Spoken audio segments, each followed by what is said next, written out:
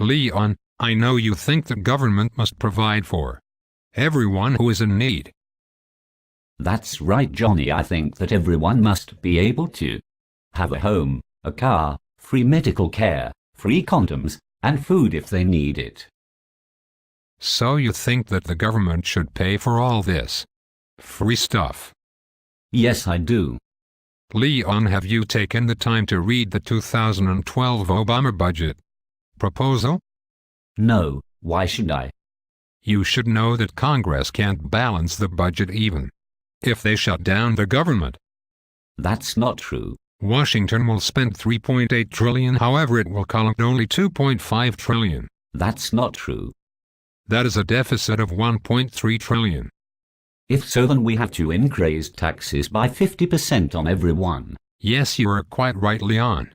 Did you know that $1.3 trillion is more than is spent on running the entire federal government? I have no idea how much it takes to run the federal government.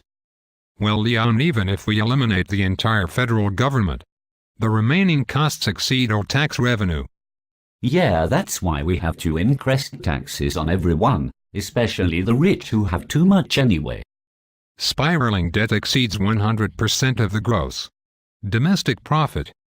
What is gross domestic profit? It includes money spent by the government as well as everyone else. It is the total of both. And naturally, any money spent by the government is first taken out of the private sector, so we'll have less to spend after we pay the government what we owe it. We will need to increase taxes by 50% on everyone. Then we can afford all the government programs.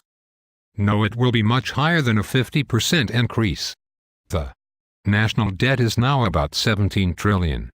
By the year 2022, it is projected to be $26 trillion. This is a path identical to Greece. And you know what, Leon? The United States has 32 times the debt that Greece has. Well, Johnny, we can just borrow and print more money. But the government will not be able to borrow enough to pay for everything. You know what, Leon? For the first time in its history, the United States Treasury bond has lost its AAA rating. I don't believe that. Well, Leon, investors in Greek securities lost 70% of their money. The question is not if but when the United States will collapse under the weight of the soaring debt. Well, I don't believe any of this is true, but if it is, what do you suggest Congress and the President can do to fix it? Politicians in Washington must admit that there is a problem. Then they have to explain the problem to everyone, and finally we must all face the pain of fixing the problem.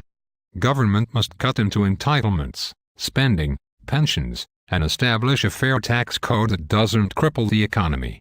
Everyone must vote for representatives who will have the courage to make the country financially solvent again.